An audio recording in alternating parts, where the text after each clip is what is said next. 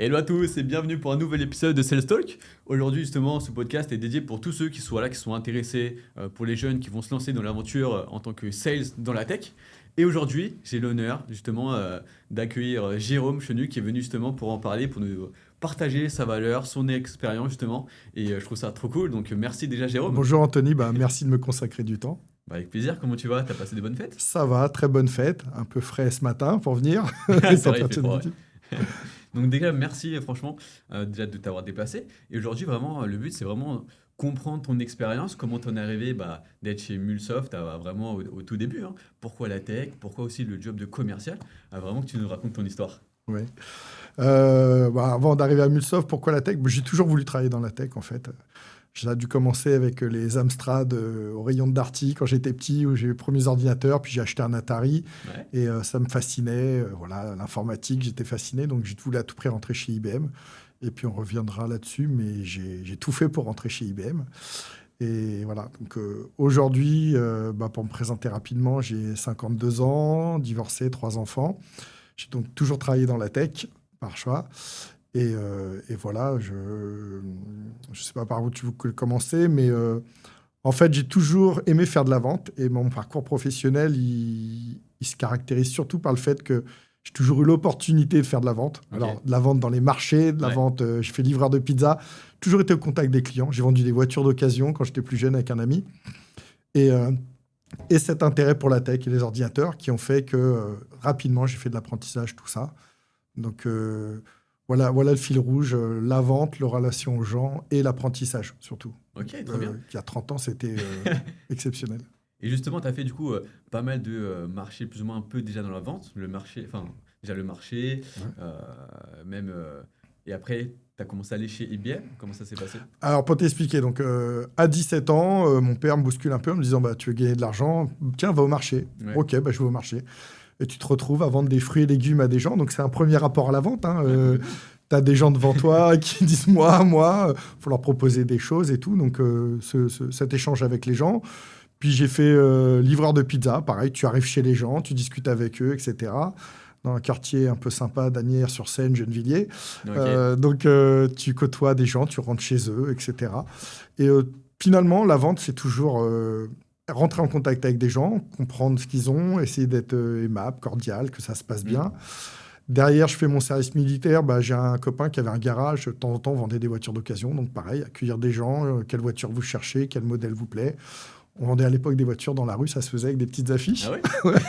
On mettait une voiture à vendre. Lui, il en avait un peu partout. Et puis, on donnait rendez-vous aux gens. On leur vendait des voitures. Et t'avais quel âge, là?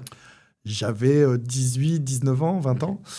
Et donc, le fait d'avoir ces petits boulots avant le bac, ça m'a donné aussi le goût d'être autonome financièrement. C'était important pour moi. Et donc, j'ai cherché de l'alternance. Mais à l'époque, l'alternance, c'était les CAP, les BEP, les métiers plutôt techniques, manuels, quoi. Donc, quand je cherchais un apprentissage à l'époque, c'était pour un BTS, les gens ne comprenaient pas. Et donc, j'ai sollicité beaucoup IBM, parce que je voulais rentrer dans l'informatique, comme je t'ai dit. Et au début, ils me disent non, on n'a pas de job, mais...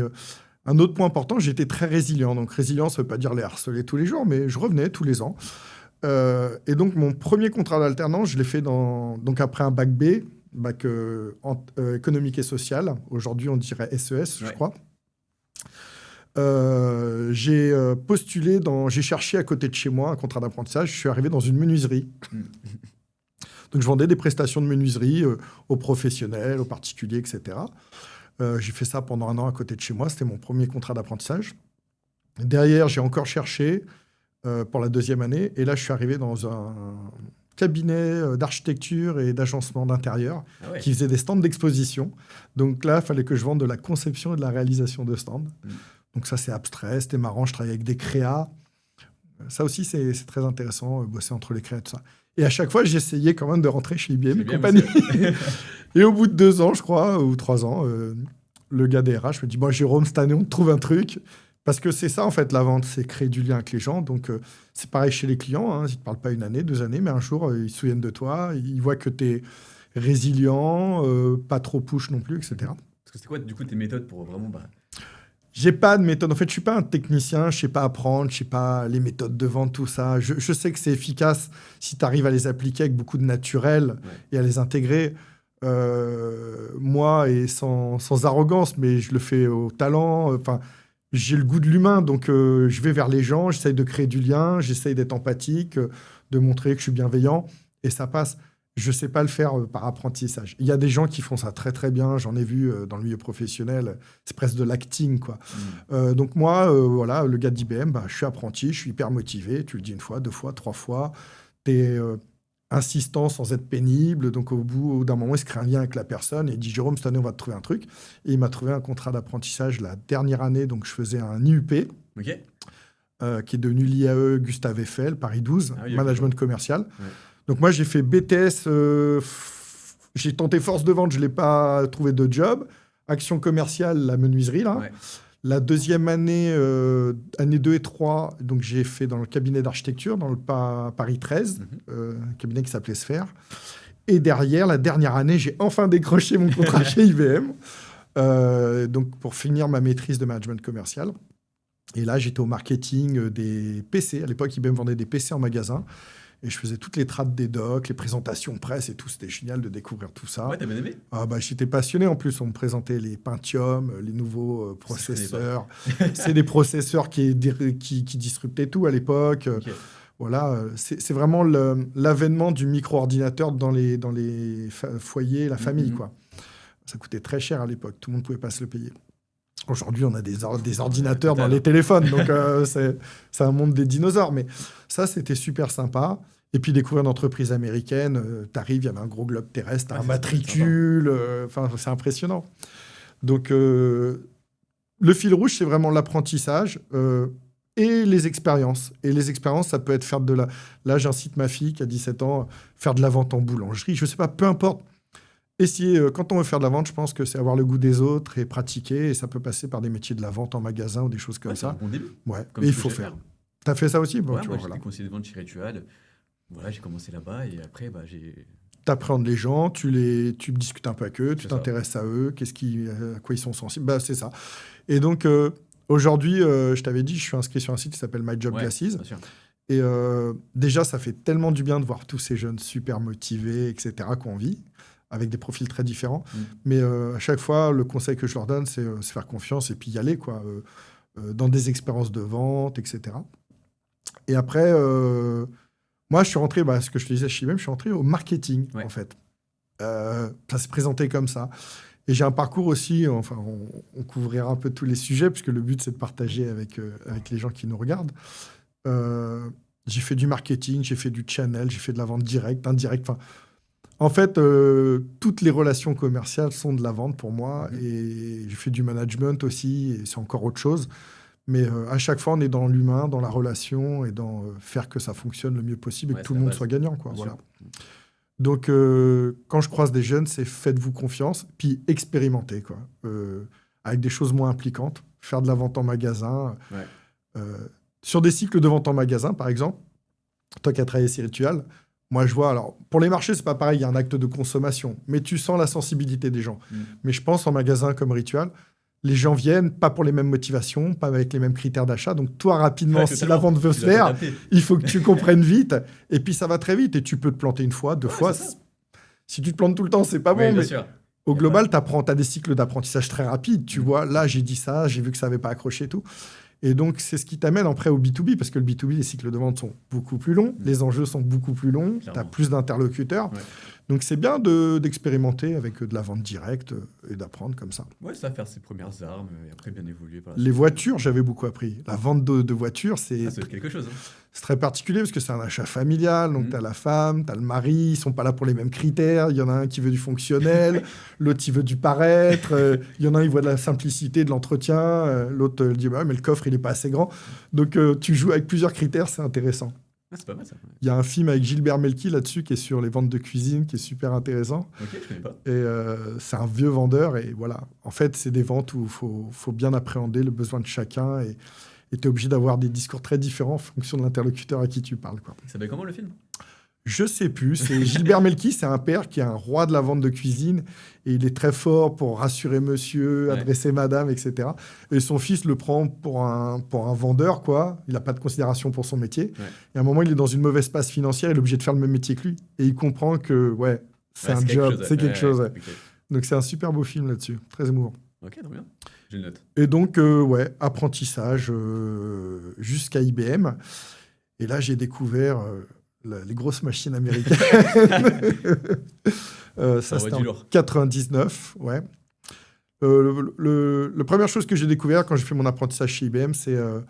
nous, on s'est connus chez Salesforce où tu étais apprenti aussi. Bien sûr. À l'époque, l'apprentissage, c'était vraiment un sas pour avoir un job pratiquement, quoi. Enfin, si ça se passait bien, tu étais censé avoir un job. Ça a été très, très dur de transformer, pour moi, l'apprentissage en job. Ah ouais, pourquoi? Parce que je devais faire le service militaire à l'époque. Ah oui, ça arrive pile au moment après. Pile poil, c'est des dernières années de service militaire. Et en fait, je me suis retrouvé dans une situation où IBM me disait, si tu es exempté du service militaire, tu as un job. Et j'allais voir l'armée, ils me disaient, si tu as un job, on t'exempte. Mais j'arrivais pas à faire avancer ni l'un ni l'autre.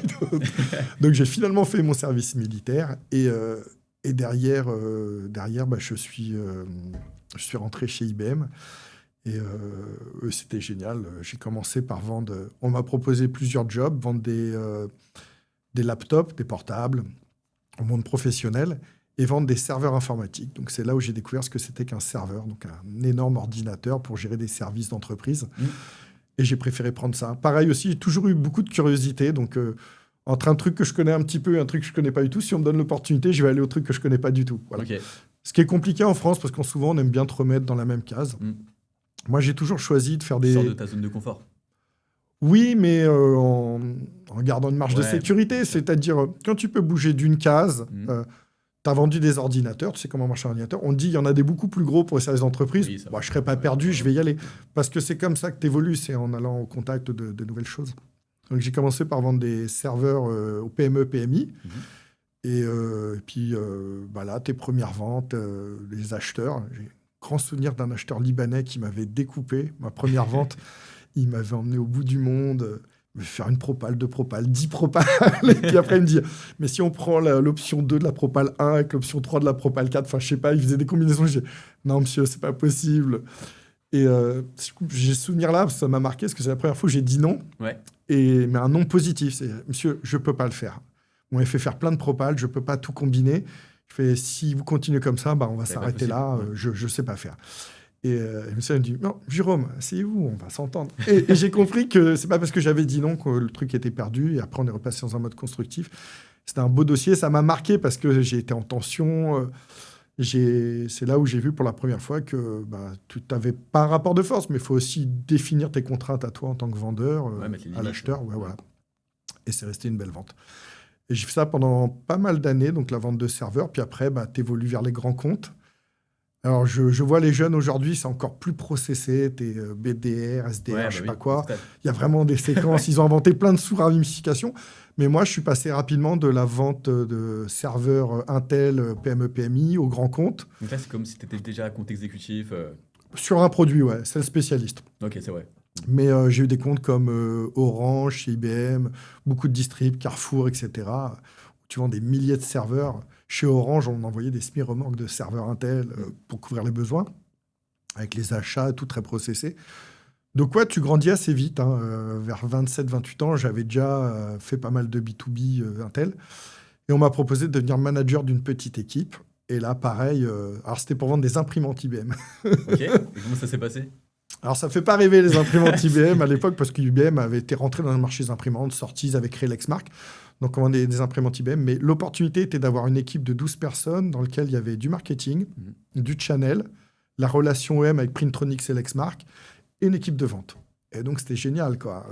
Micro-entreprise. Donc, j'y étais, super content. Il n'y a pas longtemps, j'ai revu des anciens commerciaux que j'avais qui sont à la retraite. On a de très bons souvenirs de cette époque-là. Ça fait plaisir aussi de savoir qu'en tant que manager, les gars ont passé un bon moment. On a tous appris, grandi ensemble. Et derrière, manque de peau, parce que la stratégie d'IBM, c'est un gros paquebot. De temps en temps, ils prennent des décisions. Moi, quand j'étais, par exemple, dans les serveurs, ils avaient vendu les ordinateurs à Lenovo. Regardez les serveurs, ils ont décidé de revendre les imprimantes à Ricoh. Et quand tu rentres dans des grands groupes comme ça, tu rentres dans une sorte de gestion de carrière, tu vois, tu as des opportunités. Mais moi, je me projetais, je voulais rester chez IBM. Je voulais pas vendre des imprimantes toute ma vie chez Ricoh. Donc, j'ai quitté la boîte. Et je suis entré dans une petite boîte qui commençait à faire parler d'elle, qui s'appelait VMware. J'étais le 4e commercial. Et, tout récent, du coup. ouais, c'était... À l'époque, il n'y avait même pas de structure en France. C'était une filiale de MC, dans des bureaux Régus. Esprit start-up, quoi. Ok. Et bon, j'ai fait un bon salaire à l'époque. Je me souviendrai, pour une petite anecdote, pour ceux qui nous écoutent, j'avais déjà un bon salaire chez IBM, puisque j'étais manager. T'étais à combien? J'étais à 75K, je crois. Ok. C'était un bon salaire. Hein. Et, euh, et donc, j'arrive de chez VMware, je dis, moi, je vais demander 90. Ouais. Et la personne qui me recrutait à l'époque, Evelyne, qui est partie à la retraite depuis, qui était une nana géniale, elle me dit, écoute, Jérôme, on va bien fitter. Moi, j'ai envie de t'embaucher et tout, mais par contre, le salaire, t'es pas crédible. Et pareil, sur le relationnel, très rapidement, bon fit, bonne discussion. Elle me dit, oh, demande temps et tout. Et j'ai demandé, j'ai eu 120K et c'était inespéré pour moi. Ouais, objectif atteint à 30 ans. 33 ans, j'avais, je crois. 33 ans quand je suis parti, 32 ans, je sais plus. Je m'en mêle un peu. C'était en 2005. J'ai 31 ans. Parce que j'étais manager à 30 ans chez IBM. Ça aussi, ça a été un exploit. Ils m'ont... Ah, t'es trop jeune, Ouais, c'est ça n'a pas compliqué. été trop compliqué. Si. Ça s'est passé comment? Tu passes des entretiens avec les RH et à un moment, la RH me dit, vous êtes trop jeune. Je fais, mais je fais trop jeune, je suis trop jeune. Elle me dit les deux. Je dis, bah, alors pareil, dans ces moments-là, je tourne les choses un peu à la rigolade quand je suis stressé. Donc je lui dis, bah, c'est une bonne nouvelle, je ferai plus jeune plus longtemps, etc. Et comme j'avais quand même des bonnes relations avec les gens qui voulaient me recruter, c'est passé. Mais les RH, ils étaient un peu réticents à me passer première ligne à 30 ans. Ouais. Tu es passé justement manager. Enfin, c'est maintenant que tu gères une équipe. Comment ça s'est passé ça aussi? Ouais, on va revenir à cette époque-là parce que je sais pas combien de temps, je maîtrise pas trop le temps, puis je pourrais parler des heures de tout ce que j'ai vécu, parce qu'il y a beaucoup de choses. Une étape de passer manager qui a été énorme. Bon, déjà, ne plus être responsable de son temps et de son énergie, mais de manager des gens, c'est compliqué. La première grande étape, c'est d'être nommé manager dans une équipe où il y en a 3 qui ont postulé pour le job. Ouais, okay. Ils ont tous 40, 45 ans, ils sont très compétents, ils font de l'impression depuis des années. Moi, je ne connais pas les imprimantes. Leur point de vue à eux, c'est on nous ramène un petit jeune qui ne connaît rien à l'impression, alors que j'aurais pu faire le job. Donc, ils sont un peu tendus quand j'arrive. Et rapidement, j'essaye de garder la porte ouverte, de dire je suis à votre disposition. Et tu te rends compte que faire ça, c'est pas bon. C'est-à-dire, à 8h, il y en a un qui arrive, il y a des matinaux, ils arrivent à 8h avec le café, ils arrivent avec leurs problèmes. Il y en a un autre, il arrive à 10h, mais lui finit à 20h, donc le soir, il est dans ton bureau jusqu'à 20h. Ouais. Tu es en réunion, tu discutes de choses, ils viennent t'interrompre tout le temps pour te demander des trucs. Au bout d'un moment, à vouloir être disponible pour tout le monde, tu es disponible pour personne. Donc petit à petit, j'ai corrigé ça, j'ai appris vite, j'ai dit, je vais fermer ma porte. Et je dis, quand ma porte est fermée, c'est que je suis concentré sur un truc avec quelqu'un. Et quand elle est ouverte, c'est que vous pouvez venir me déranger. Donc ça, j'ai mis un peu de temps. Ils ne comprenaient pas au début, mais ce n'était pas de l'arrogance. C'était juste pour cadrer, parce que sinon, tu es en interruption tout le temps. Et puis, il y avait des gens qui étaient un peu amers d'avoir que j'ai pris le job. Donc, ils essayaient de me prendre un peu de façon condescendante. Donc, une fois, il y en a un, il me dit, ouais, on a un problème avec les machines de prêt, etc. Ça fait pas ci, pas ça. Et moi, je lui dis, OK, mais... toi qui es là depuis des années, qu'est-ce qu'on pourrait faire? Et là, il me dit, je sais pas, c'est pas mon problème. Et j'ai la chance d'avoir un peu de répartie dans ma vie. Et je regarde, je fais, écoute, je suis ton manager. Ouais. Donc moi, je suis là pour gérer tes problèmes et ceux de tes collègues. Si c'est pas ton problème, c'est pas le mien. Tout simplement. Et il est reparti avec ça. Et du coup, il est revenu ensuite en me disant, non, mais j'ai réfléchi et tout. Et voilà, il y a eu plein de moments où mon franc-parler m'a aidé quand même. Il m'a desservi des fois dans ma carrière, mais en tant que manager... il y a des gens qui me disaient je suis pas ci, je suis pas augmenté ça. Je dis OK, t'as changé de manager, t'as pas changé d'entreprise. Ouais. Ça sert à rien de partage ta frustration avec moi, je l'entends, mais je pourrais pas la corriger quoi. Et je dis si à un moment c'est insoutenable pour toi, bah prends la décision de partir éventuellement quoi. Bien sûr. Et quelques temps après, quand ils ont décidé de vendre Haricot, moi je suis parti. J'ai une de mes collaboratrices qui me dit ah bon mais tu pars. Je dis bah ouais, j'applique ce que je t'ai toujours dit, c'est qu'à un moment donné tu pèses le pour et le contre. Si c'est insoutenable, tu t'en vas, donc je m'en vais. Et mais rapidement, il y a eu des moments un peu de, pas de tension, mais on s'est évalué, benchmarké, et j'ai gardé plutôt des bonnes relations avec tous ces gens-là que j'ai revus après. C'était des bons souvenirs, quoi. Ok, tant mieux. Parce que c'est vrai, le poste de manager, c'est tu gères l'humain, en fait, tout simplement. Ouais, t'as pas de formation, c'est difficile, non? Alors, c'est difficile. Moi, je le vis pas comme ça, en fait. C'est tellement enrichissant. J'avais une équipe de 12 personnes. Les gens sont tellement différents, ils ne marchent pas la même chose. T'en as qui ont besoin d'être rassurés, qui sont timides. T'en as qui sont très expansifs, qui ont besoin d'être mis dans la lumière. Je me souviens, les augmentations, par exemple, donc tu as le budget des augmentes, tu en as un qui bosse super bien, c'est la diva du groupe, il dit moi, je veux tant. Okay. Puis tu as un petit jeune qui arrive, qui bûche et tout. Et toi, tu vois les grilles de salaire. Et donc, à un moment donné, je me souviens de certains managers chez IBM qui disaient on a eu 1 000 euros, on est 10, ça fait 100 euros chacun. Pour moi, c'est pas du management, ça. Donc, moi, le management, ça a été de dire, par exemple, au meilleur, je dis écoute, tu es super bon, c'est vrai, mais tu es aussi déjà très haut dans les grilles de salaire. Tu es bien payé, tu vois, par rapport à la boîte. Alors, j'entends que tu aurais besoin de plus, on a toujours besoin de plus, mais en fait, tu es déjà très bien payé. Par contre, le petit jeune, là, qui ne demande jamais rien, il n'a pas été augmenté les fois d'avant dans ses postes. Il arrive chez nous, il est sous-classé. Et je lui dis, lui, il mérite d'être augmenté. Et donc là, quelqu'un qui a beaucoup d'ego, il me dit, ouais, mais moi, non. J'entends ta frustration, mais je vais te dire un autre truc aussi. Ça, c'est mon avis personnel, ça n'engage que moi. T'es toujours en train de râler, t'es jamais content, c'est jamais assez et tout. T'es super bon. Je fais, le petit jeune, il est sous-payé, et lui, il vient, il est souriant, il a de l'énergie. Donc moi, j'ai décidé de mettre ma petite enveloppe d'augmentation en priorité sur lui. Et c'est ma décision. Et si t'es pas d'accord, je l'entends, mais tu vois, je peux te l'expliquer, te l'argumenter, te le justifier. Donc j'ai pris cette décision-là.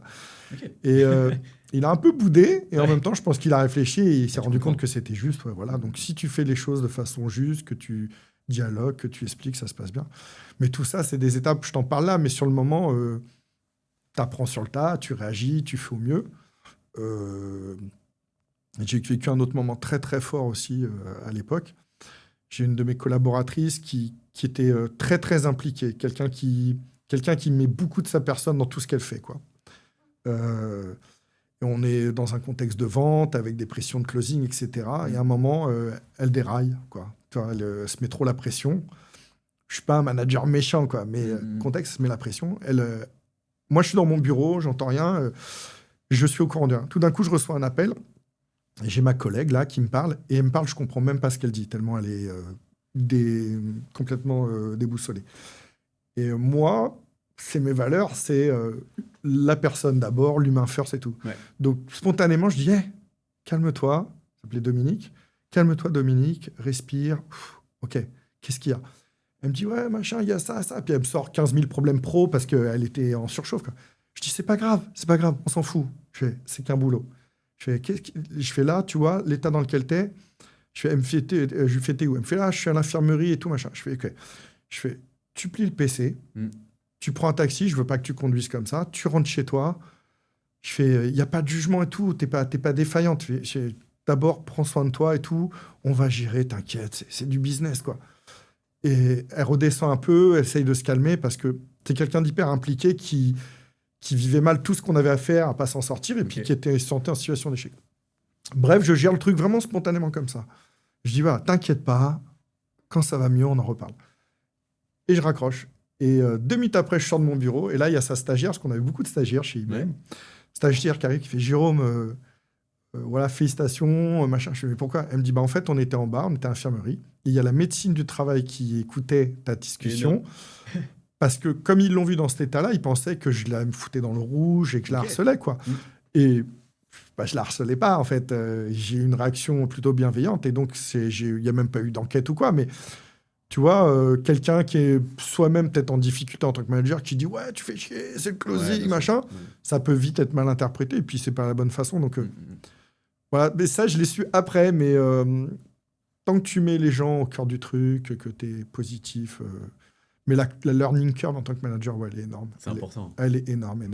Et a posteriori, ce que je peux te dire, c'est que j'ai que des bons échos des gens que j'ai managés. Il y en a que je vois encore. Il y en a une qui était stagiaire à l'époque, qui est devenue une grande ponte chez Salesforce. Je ne sais plus si tu en as parlé, Stéphanie, chez Tableau. Bien sûr. Donc, tu croises des gens. Ça fait plaisir de voir des gens que tu as connus jeunes, à des petits jobs de stagiaire. Ils deviennent directeurs. Il y en a plein maintenant avec les années. Ça fait plaisir. Mais qu'est-ce que je voulais te dire? Je perds le fil. Que du coup, bah oui, forcément. Ouais, si, un truc que j'ai... Si je pouvais changer, et en même temps, on est ce qu'on est, j'ai pas été assez... Par contre, j'étais un bon manager pour mon équipe, mais j'ai pas forcément été un bon manager pour l'entreprise. C'est-à-dire, il y a mon N+2 de l'époque, qui était patron de la division où j'étais. Il m'a dit un truc une fois, il m'a dit « Jérôme, tu cries trop avec les loups. » Et en fait, t'as les défauts de tes qualités, tu vois. comme je suis très tourné vers les gens, moi, j'écoute beaucoup la souffrance de mon équipe. J'essaye de leur faire comprendre la stratégie de la boîte pour qu'ils y adhèrent. Mais je comprends aussi leur quotidien. Et de temps en temps, moi, je remonte l'info en disant, bah là, c'est pas très lisible, le plan de com, machin.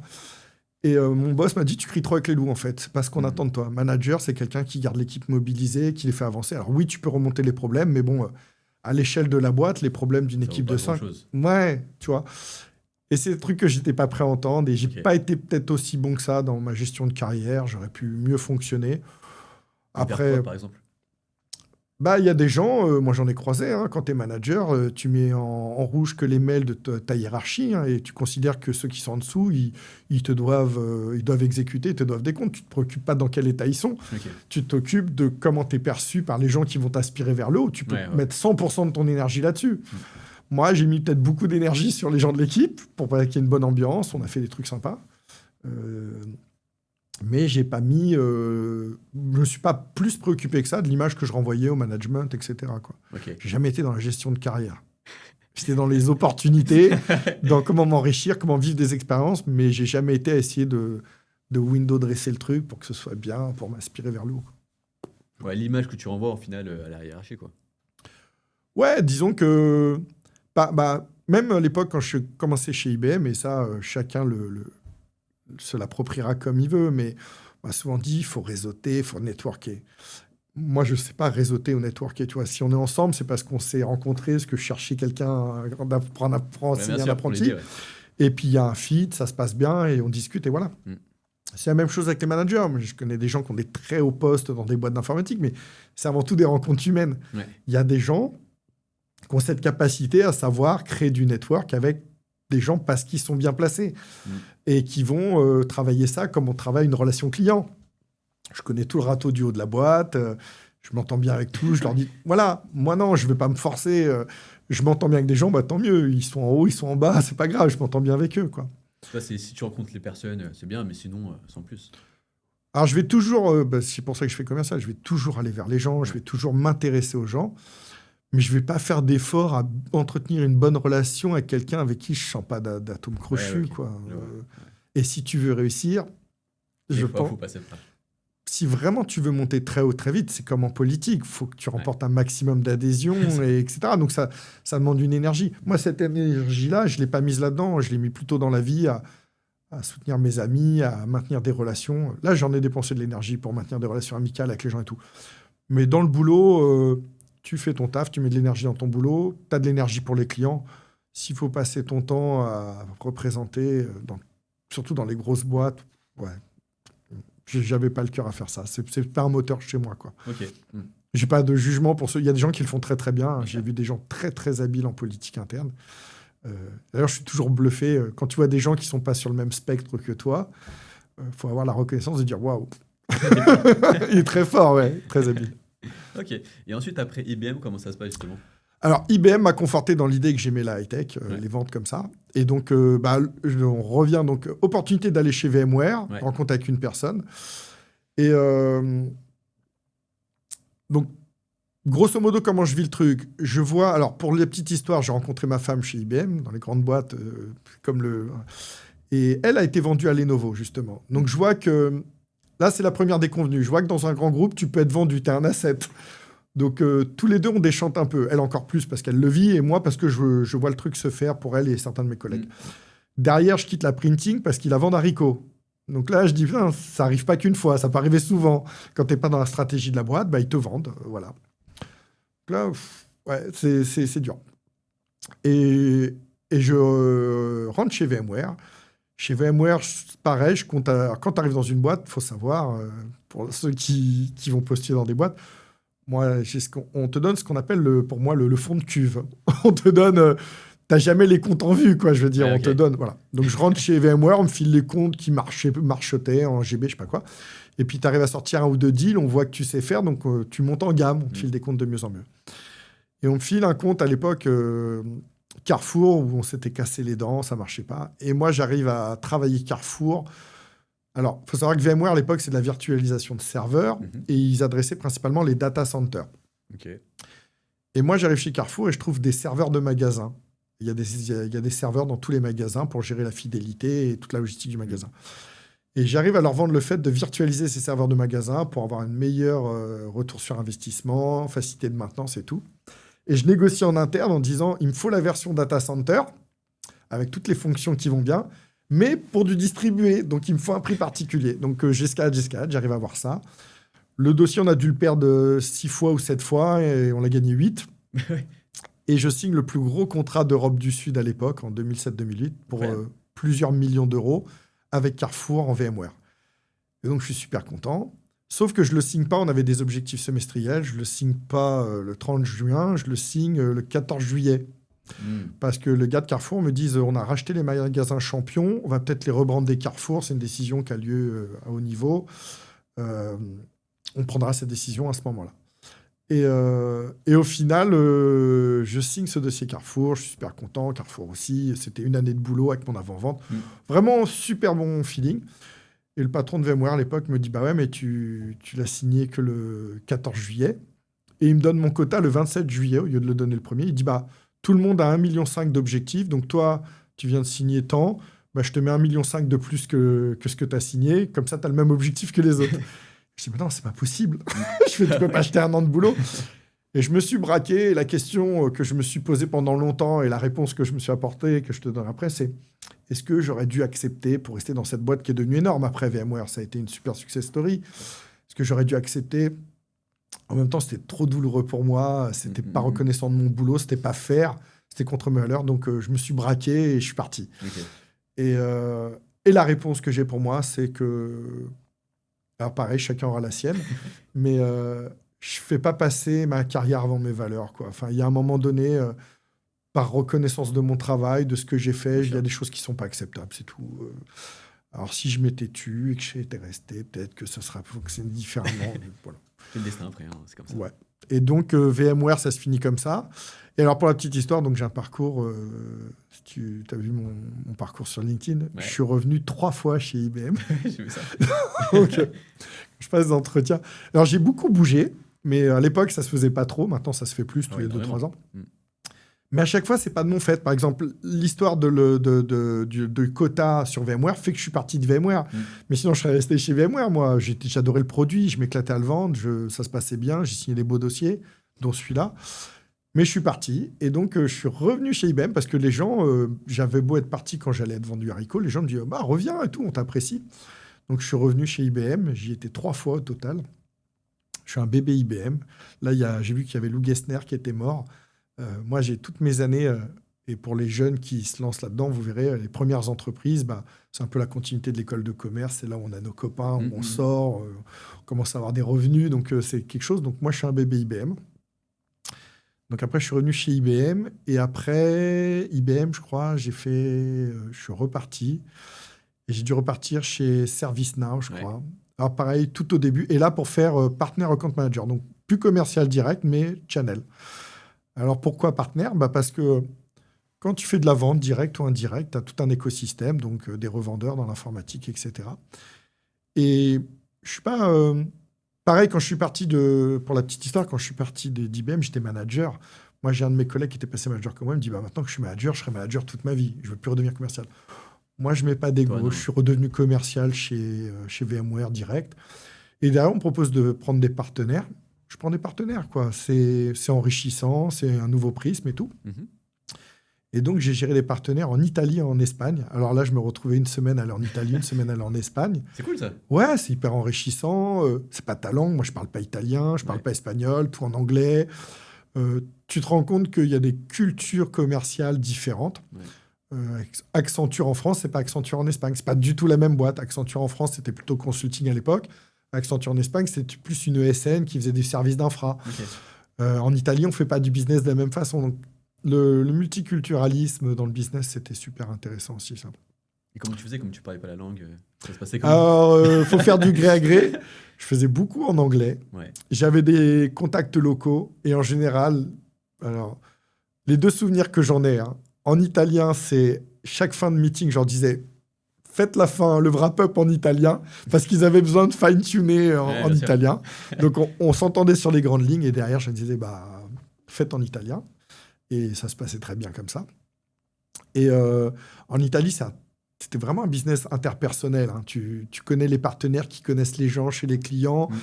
Et vraiment, ça se base sur la personne, quoi.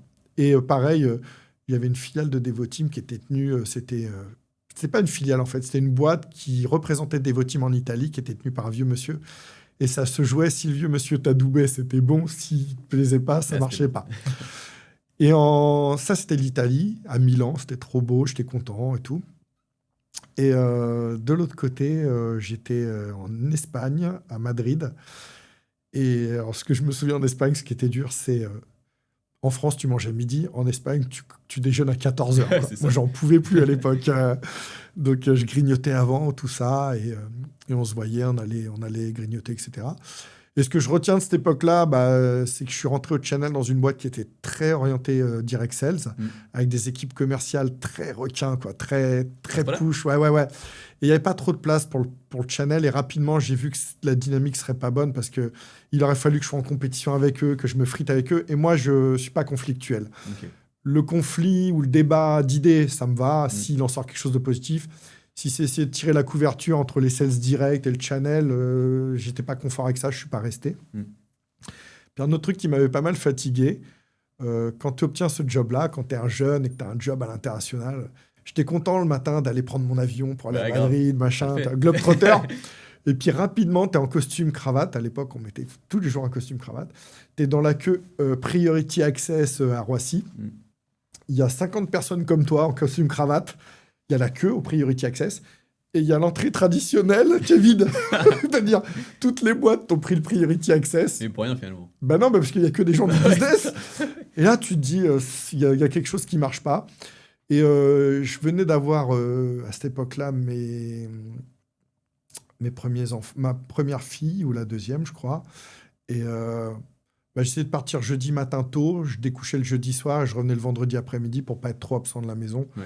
Mais le mec qui vit dans les aéroports, qui fait des miles, ça n'a pas été mon truc, quoi, voilà. Okay. Et je crois que j'ai sauté, parce que je suis désolé, hein, j'ai beaucoup d'expérience. Je crois que différente, hein, pas d'expérience au sens... J'étais chez Oracle avant, je crois. Parce que j'ai fait VMware en 2005. Après, j'ai dû revenir chez IBM. Et...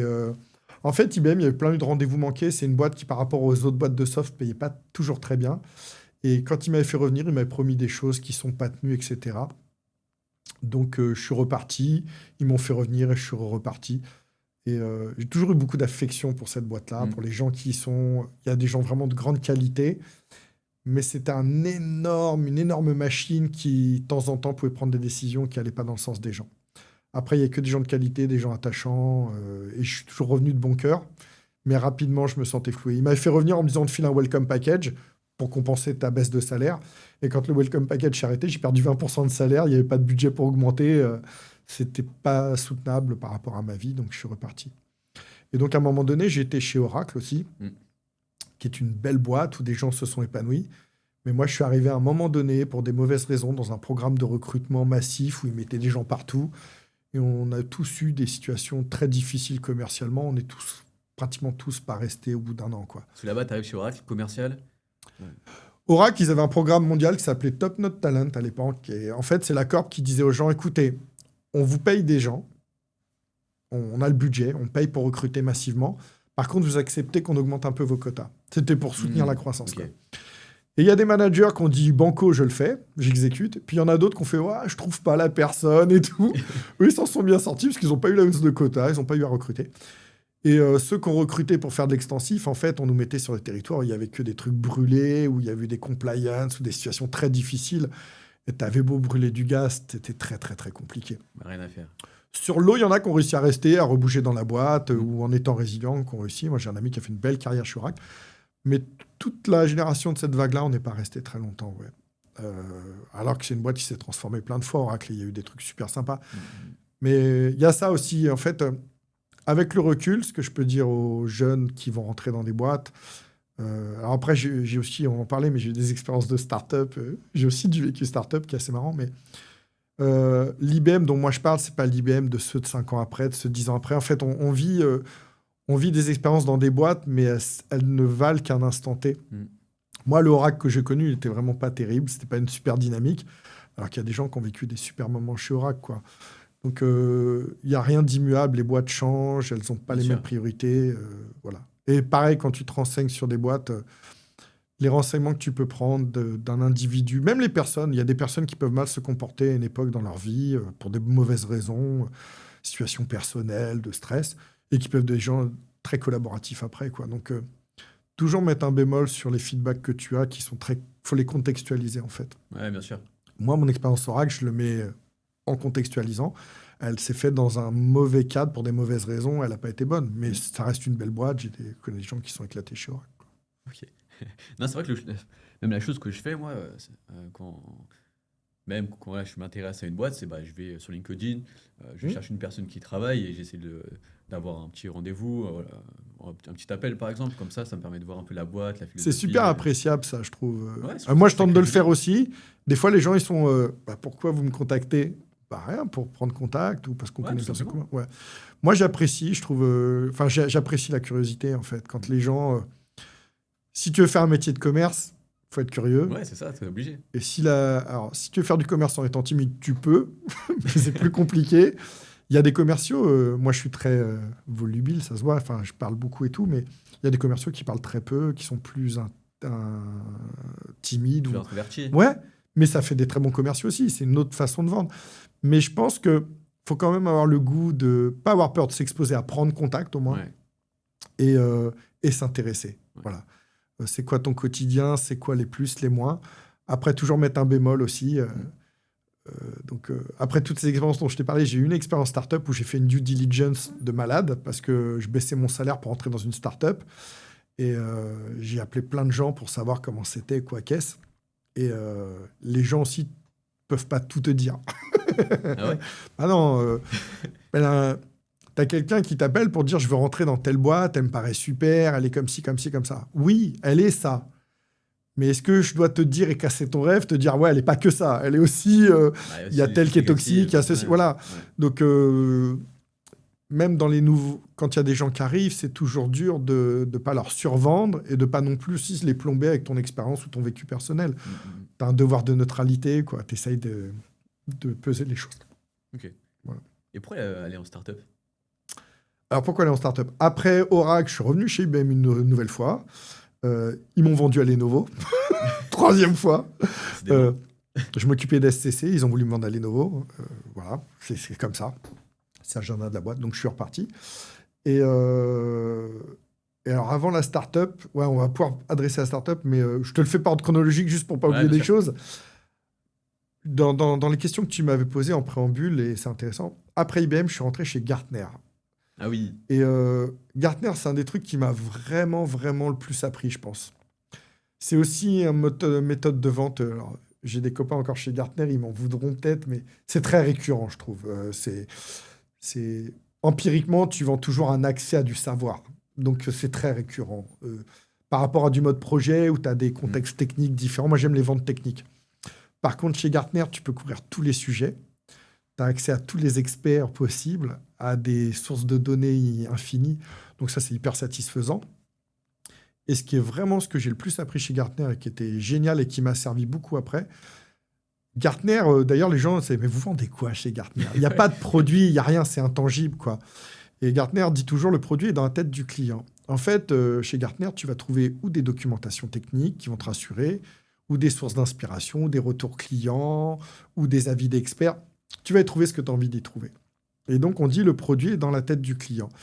Et ça t'apprend, chez Gartner, tu apprends beaucoup parce que tu apprends à parler à des gens qui sont experts dans leur sujet, que toi, tu ne maîtrises absolument pas. Tu arrives à comprendre les enjeux et leurs problématiques, à mettre en face d'eux les bons spécialistes, à les voir échanger sur des sujets en allant très loin. Donc, toi, ça t'enrichit un petit peu sur des sujets. Je te parle de la sécurité réseau, les layers, la stratégie, le change management. Enfin, ça peut aller très, très loin. Human augmentation, les perspectives futures. Enfin, il y a plein de trucs. Et donc, ça t'enrichit, mais tu apprends à évoluer. Et pareil, tu parles beaucoup à des DSI globaux et tu arrives à comprendre que l'agenda, la perception du monde de quelqu'un qui a 4000 personnes en dessous de lui, c'est pas la même que toi. On n'est pas sur du transactionnel, on est sur des schémas de changement beaucoup plus longs. Il parle à la direction générale, il a un mandat pour faire quelque chose, il a son agenda personnel. Enfin, tu as beaucoup de grilles de lecture de choses qui te sont complètement étrangères avant. Et ça, c'était très enrichissant. Et quand tu vends du logiciel ou tout ça, ou quand tu commences, tu te fais toujours un monde, le CIO, ce monsieur très loin, etc. Ouais. Voilà. Et en fait, non, un CIO, c'est quelqu'un de très pragmatique, qui a beaucoup, beaucoup de sujets sur la table, qui n'a pas beaucoup de temps.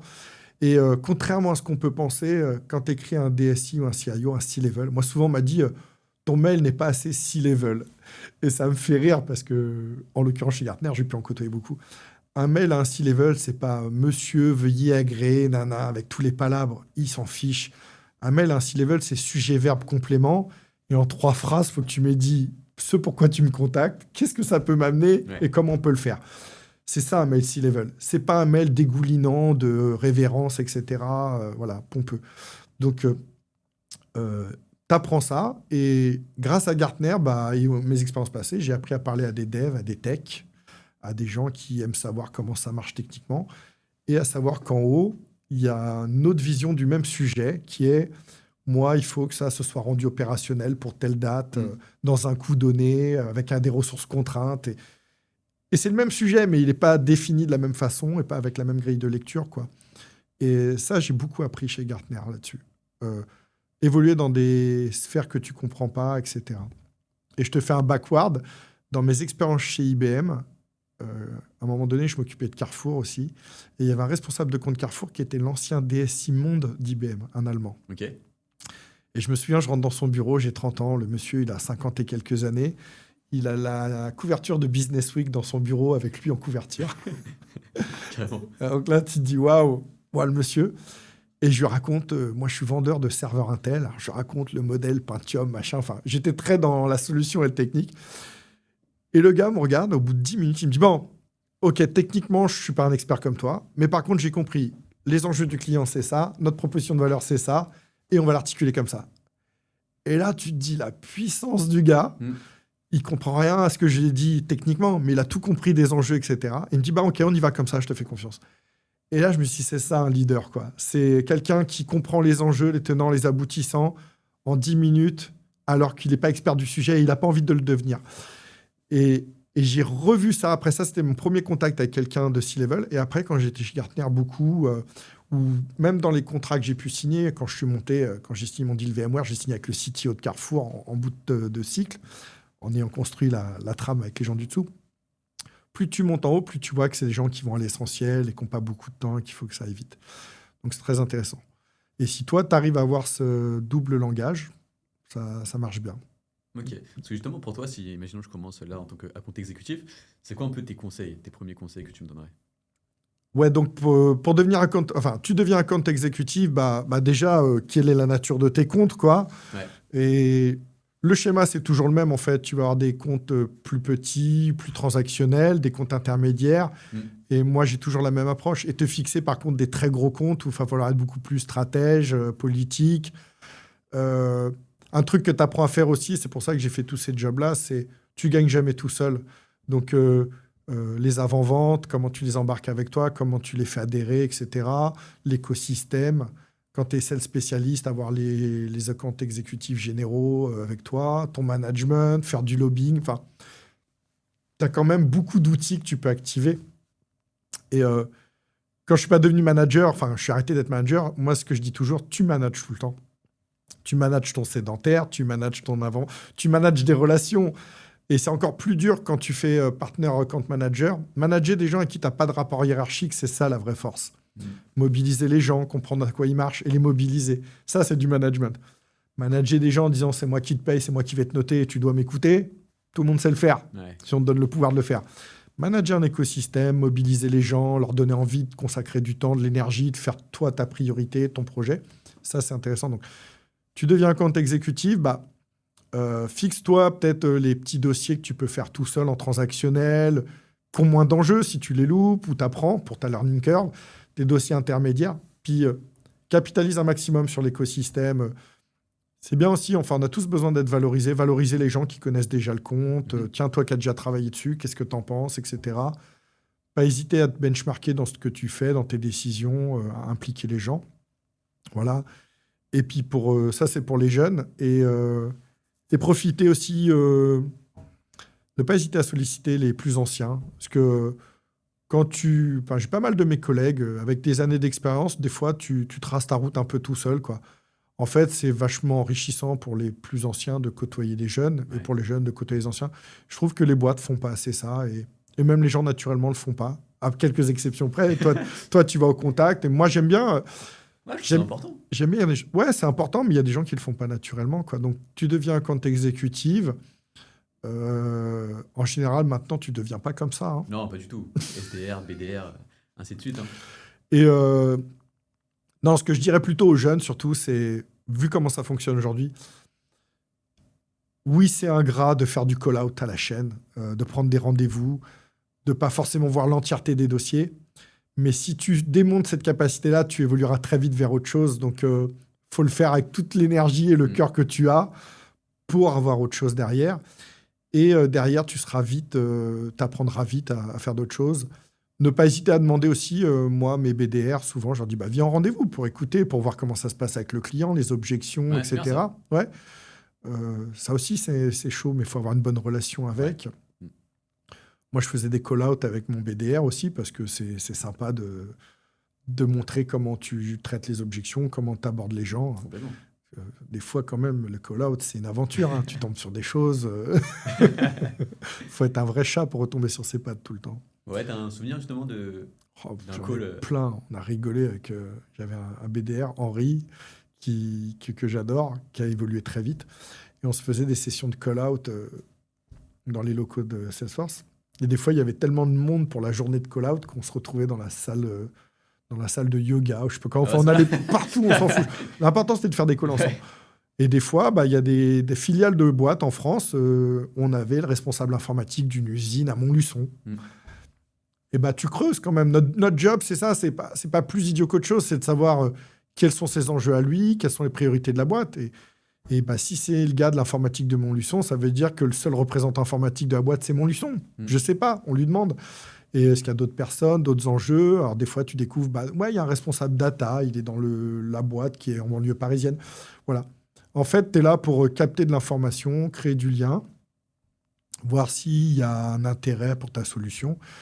Et puis, oui, de temps en temps, tu rigoles. Tu as des gens qui ont deux de tension en face de toi, qui sont dans un bureau poussiéreux. Tu en as qui sont très volubiles, qui ont envie de parler avec toi. Enfin, c'est autant de rencontres différentes et d'expériences différentes. Donc, il y a des bons moments où tu rigoles. Parce que là, ça fait combien de temps que tu es chez Mulsoft? 5 ans. 5 ans. 5 ans, ouais. Okay. C'est une des premières fois que je commence à essayer d'être résilient. J'adore la solution, techniquement, franchement. C'est une solution justement, tu peux expliquer la solution pour ceux qui ne connaissent pas? Alors, Mulsoft, c'est un iPaaS, donc Integration Platform as a Service. Grosso modo, en mode cloud, c'est une plateforme qui permet de faire l'intermédiation entre tout type de logiciels. Malgré ce qu'on peut vouloir croire ou entendre, il n'y a pas de standard dans l'informatique. Les choses ne se parlent pas spontanément ensemble. Donc, il faut une sorte de traducteur, de super traducteur entre les applicatifs pour qu'ils puissent se parler ensemble, etc.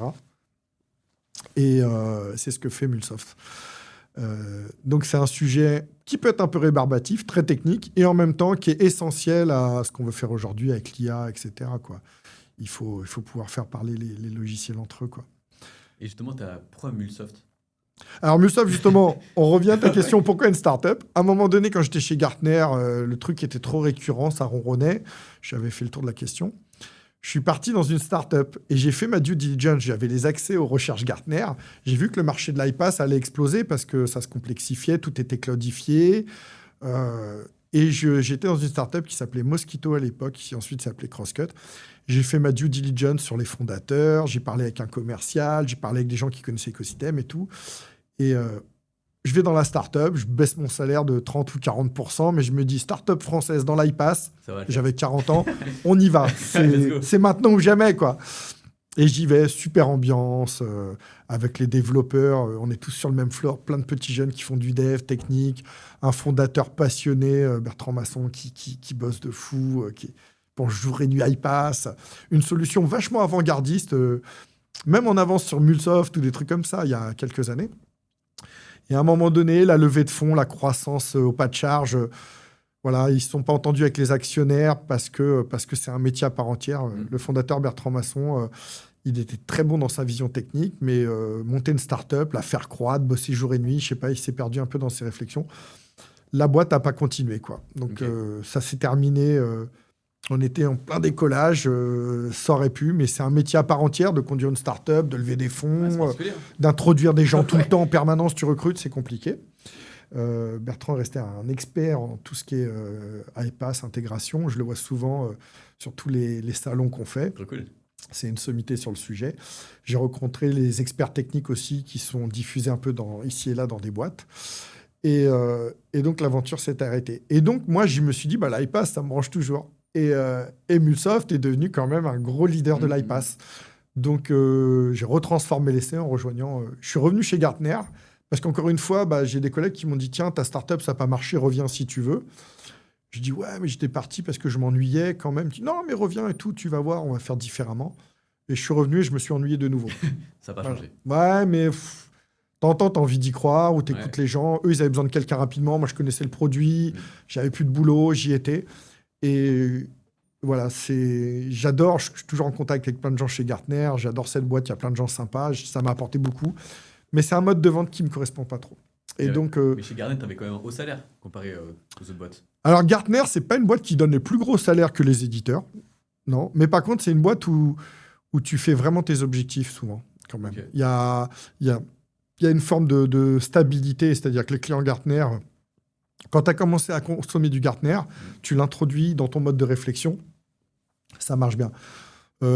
Les éditeurs t'attirent avec des salaires faramineux, mais alors pareil, retour d'expérience d'un ancien pour les jeunes, le salaire, c'est valorisant, le salaire contractuel. Après, je peux t'annoncer, moi j'ai vu des copains partir avec des salaires de plus de 300 000 dans des éditeurs. Je t'annonce un salaire mirobolant. Si tu fais 10% de ton année à chaque fois ou que tu es dans le dur, tu ne le verras jamais, ton salaire. Donc, l'important, c'est l'estime que tu as de toi, le sentiment d'accomplissement, de réaliser, etc. Donc, le salaire contractuel ne fait pas tout. Le cadre, l'ambiance, les collègues. Bien sûr qu'il faut pouvoir subvenir à ses besoins, mais ça ne fait pas tout, le salaire contractuel. On a tendance à penser, on change beaucoup de boîtes pour courir le cachet, augmenter. Ça ne fait pas tout. On a déjà des salaires très confortables, etc. Et Mulsoft, voilà, parce que j'adore la solution et tout. Avec l'IA, il y a encore un plus de renouvellement. Ouais, il y a des enjeux super intéressants. Donc, voilà pourquoi Mulsoft. Il y a de nouvelles choses qui sont passées justement avec Dreamforce. Il y a des, Aujourd'hui, en fait, la complexité, ça va plus être de connecter les applications. Ça va être de connecter les agents.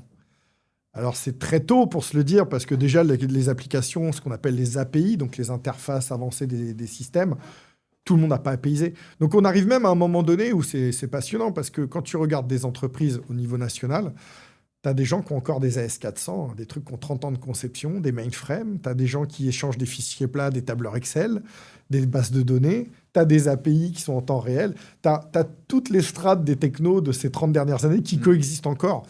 Et je trouve qu'en ce sens-là, Mulsoft est plutôt bien parce qu'il sait gérer tous ces patterns-là. Il n'y a pas de... La boîte agentique, c'est un but poursuivi, c'est comme la perfection. La boîte qui fonctionnera qu'avec des agents, alors elle est peut-être en train de naître, là, il y a peut-être une start-up qui est en train de faire tout à base d'agents. Mais c'est comme les fintech, il y en a et elles grossissent. Mais des grosses boîtes historiques, elles ont tout un legacy qui est basé sur des technos. Donc il faut arriver à faire fonctionner tout ça ensemble. Et je trouve que dans ce sens-là, Mulsoft est très bien. Donc, les dernières annonces, c'est Mulsoft Agent Fabric. Okay.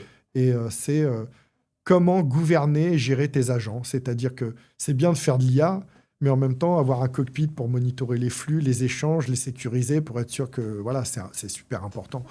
Et par chance, la façon dont Mulsoft est designé, architecturé, ça correspond exactement aux enjeux d'aujourd'hui.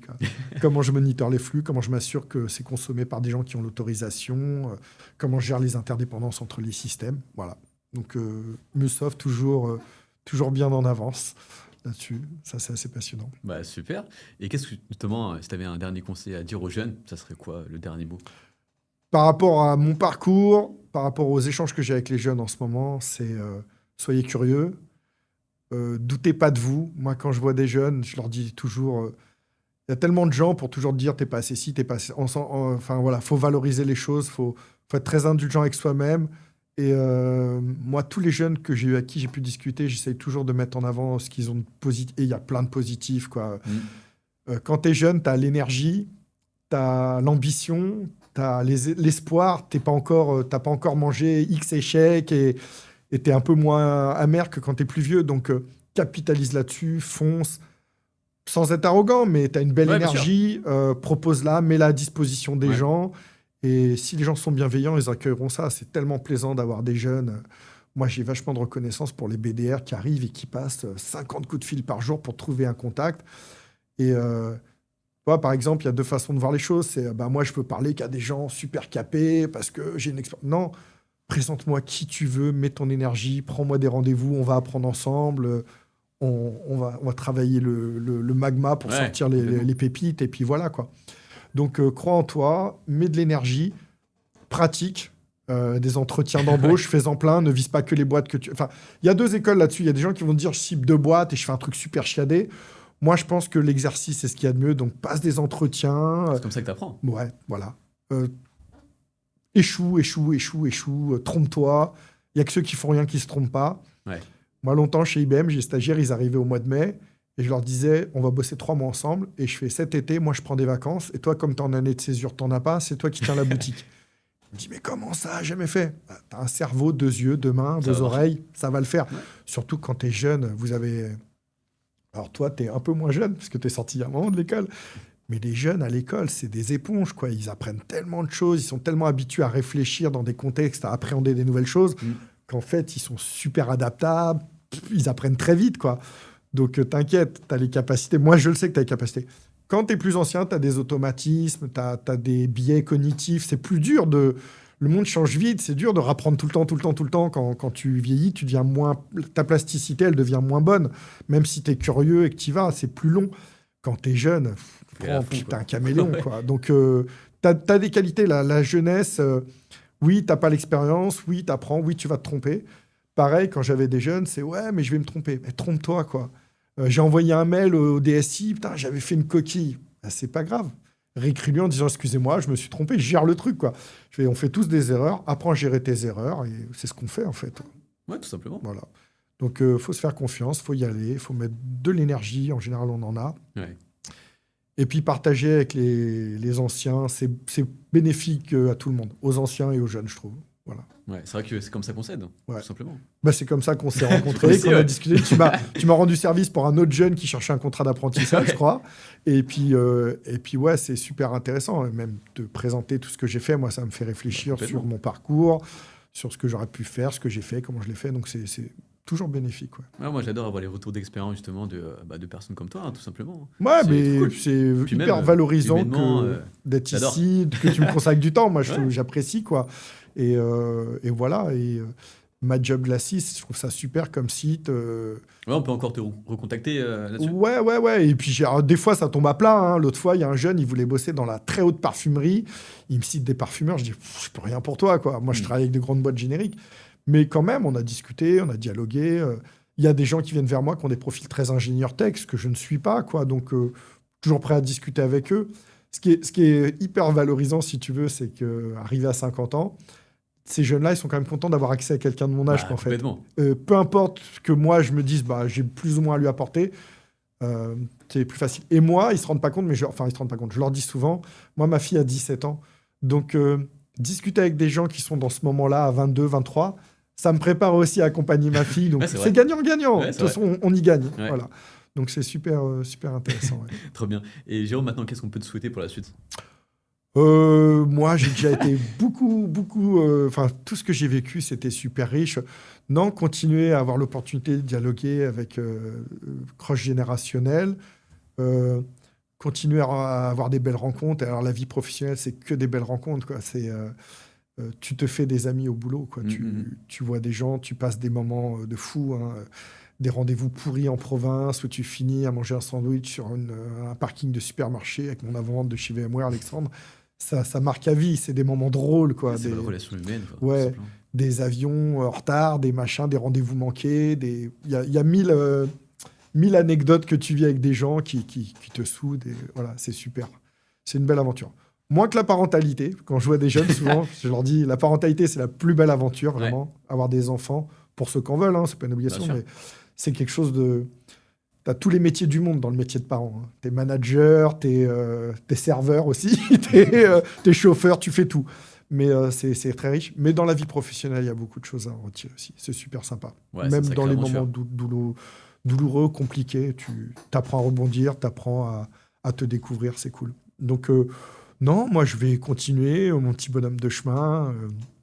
Je suis agnostique, quoi, ouais, voilà. J'ai fait du management, j'en ai plus fait. J'ai fait du partenaire, du channel. J'ai fait de la vente directe, grand compte, moyen compte, de la start-up, des grands groupes. À chaque fois, il y a deux revers à la médaille et tu y trouves des choses positives. Voilà, faut avancer. C'est vrai que tu as fait tellement de choses. Bah ouais, mais c'est bien. Enfin, oui, j'ai des copains qui ont fait 30 ans dans la même boîte. Hein. Ouais, c'est tout aussi bien. Ouais. Ok, bah super. En tout cas, un grand merci Jérôme, c'était super enrichissant et j'espère que justement qu'on a pu apporter, t'as pu apporter le plus de valeur possible pour tous ceux qui nous écoutent. Bah je t'en prie et je te remercie pour l'opportunité. Maintenant, on peut te retrouver sur LinkedIn si j'ai bien compris, c'est ça hein? Ouais, LinkedIn et My Job Glasses qui est une plateforme qui permet de mettre en contact des gens un peu plus expérimentés avec des jeunes pour se renseigner. Donc avec plaisir pour échanger avec des gens qui veulent se lancer dans le commerce. Bah maintenant vous savez quoi faire, hein. On va bombarder Jérôme sur LinkedIn et franchement c'est que de la valeur hein, tout simplement que tu nous partages, donc déjà un grand merci et pour tous ceux qui vont écouter, je vous retrouve au prochain podcast. Ciao.